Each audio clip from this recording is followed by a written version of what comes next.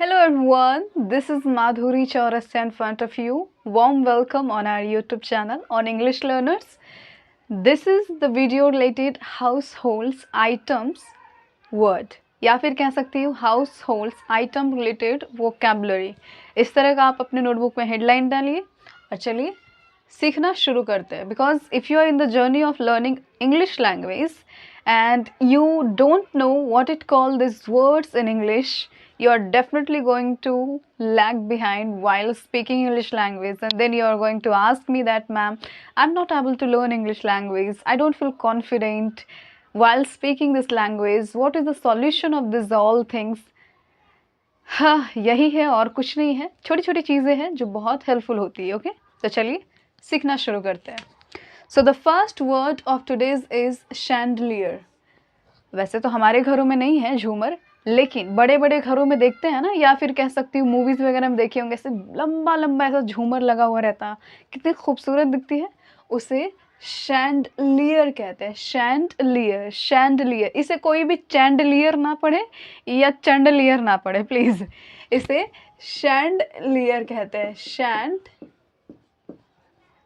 मैं इसलिए बोल रही हूँ इसको चैंडलियर ना पढ़े क्योंकि अंग्रेज है भाई. देखो CHA है और CHA को हम लोग तो चांद का कैसे CHAND होती है ना, चांद, तो CHA है तो इसको चंद ना पढ़े, ना ही तो चैंड पढ़े, इसको शैंड पढ़ते हैं. शैंड. इंग्लिश का कोई ठीक ठिकाना नहीं है, कहाँ कौन सा अपना रूप बदलता है वही जाने, और कुछ नहीं पता. इसको शैंडलियर बस पढ़े. जब भी झूमर आप देखते हैं so you can call, hey this is a chandelier, it looks good और it's look cool, it's look amazing. आप इस तरह से बना सकते हैं. The next word is palanquin. पालकी होती है ना, पहले के ज़माने में विदाई इसी के द्वारा होता था, इसी पे बैठ के दुल्हन जाया करती थी सॉरी. तो पालकी को इंग्लिश में पैलनकिन कहते हैं. एक तो मुझे ये इंग्लिश वालों को कुछ समझ में नहीं आती है, पालकी को ही चुराया है ना, पालकी और पैलनकिन. चुपचाप इसको पालकी नहीं बोल सकते हैं क्या? पता नहीं क्यों ऐसे इंग्लिश वाले करते हैं, मुझे भी नहीं समझ में आती है. जब मैं पढ़ती हूँ ना तो बड़ा ऐसा लगता है मेरे ही वर्ड्स, हमारे ही वर्ड्स को लेकर पालकी को पैलनकिन बना दिए और प्रॉब्लम हम लोग को होती है. पर चलो अंग्रेजी सीखना तो पड़ेगा. इसको पैलनकिन कहते हैं. PALANQUIN. देख लीजिए इसका स्पेलिंग, पैलनकिन. इसको पालकी कहते हैं, पालकी. अब इसको कोई प्राम ना पढ़े, प्राम. इसको प्रैम पढ़ा जाता है, प्रैम. प्रैम इसका मतलब होता है, देखते होंगे ना टीवी वगैरह में, जो अमीरों के बच्चे होते हैं ना, उन लोगों का स्पेशल एक गाड़ी होता है और उसमें बिठा के या सुलाकर घुमाने ले जाते हैं वॉकिंग के लिए, वो प्रैम होता है. प्रैम, उसको प्रैम कहते हैं. तो इसको PRAM, प्रैम इसको पढ़िएगा, pram. The next one is तराजू. तराजू को इंग्लिश में क्या कहते हैं पता है? कई बार हम लोग देखते हैं, वो हमारे ज़माने में, आज भी बिहार में वो तराजू होती है, दो ऐसे लोहा का होता है ना प्लेट, वो ऐसे ऐसे तराजू, वही तराजू होती है. बाकी तो वेइंग मशीन अलग है. बैलेंस उसको कहते हैं, बैलेंस. बैलेंस का मतलब होता है तराजू, तराजू, ठीक है, तराजू. The next one is knitting needle. Knitting needle का मतलब होता है जो गोर पोछना बिनते हैं ना, बिहार में से होंगे. I know how to knit, मुझे पता है कि कैसे बिनना चाहिए. गोर पोछना जो होता है ना, उसको क्या कहेंगे, डोरमेट. उसको बिनने वाला जो सुई होता है ना, इतना लंबा लंबा, that is called knitting needle. उसको नीटिंग नीडल कहते हैं. घर में जब भी दिख जाए तो मम्मी को कहिएगा, mummy this is knitting needle, तो आप चार चमेता मारेंगे और बोलेंगे अंग्रेजी कम बोलो. तो इसको नीटिंग नीडल कहते हैं.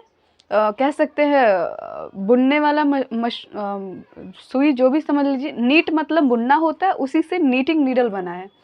The next one is earthen lamp. Earthen lamp का मतलब होता है दिया. दिया समझते हैं ना, जो जिसमें तेल वगैरह डाल के जलाते हैं, सबको पता होगा दिया, उसको अर्दन लैम्प होता है. अब इसको कोई अर्थन लैम्प पता नहीं, पर इसको अर्दन लैम्प पढ़ा जाता है, दिया. द नेक्स्ट वन इज़ बाती.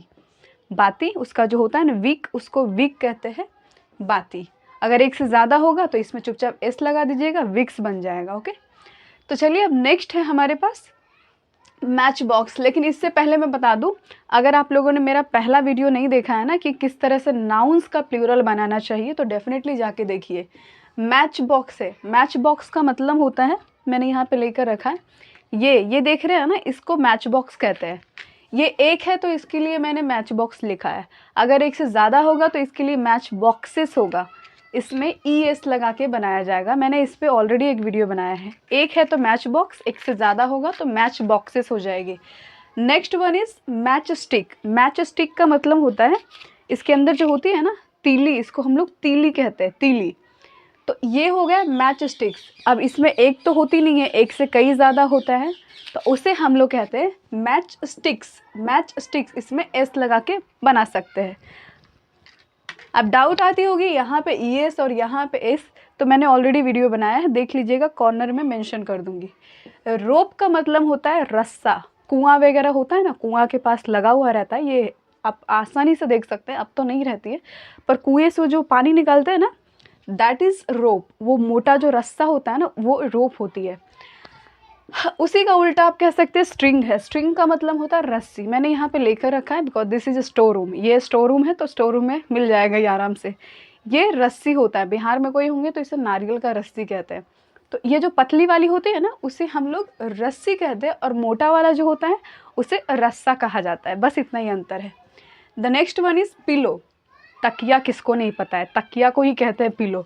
सोने जाते हैं और आपको पता नहीं है ना कि तकिया को इंग्लिश में क्या कहते हैं, तो डेफिनेटली उसका इंग्लिश फाइंड आउट कीजिए, that is pillow, pillow. Okay.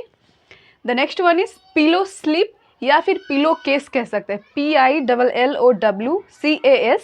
इसको कोई केस ना पढ़े, इसको केस पढ़ते हैं, ठीक है। केस जो होता है ना, कौन सा केस चल रहा है सुप्रीम कोर्ट वगैरह में, वही वाला केस, मतलब वही स्पेलिंग है। पिलो केस इसको पढ़िए या पिलो स्लिप पढ़िए, दोनों ही सिंपल होगा।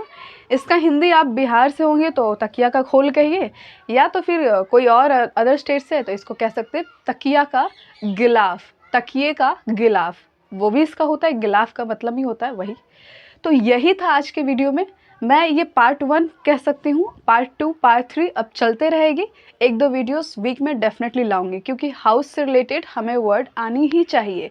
घर में जितने भी सामान है उसकी इंग्लिश आप लोग फाइंड आउट कीजिए, नहीं तो मैं definitely I will give you, because this is the classes of going on related spoken English, and if we don't know what it call in English of these words, definitely we should. Okay, so हाँ, सीखते रहिए, और क्या कहूँगी, मैं तो सीख रही हूँ, मैं अपनी पूरी बेस्ट दे रही हूँ, पर आप लोग दे रहे हैं या नहीं, डेफिनेटली जज योर सेल्फ। ओके, फिर मिलती हूँ, तब तक के लिए अपना ख्याल रखिए और अपने सपनों का भी।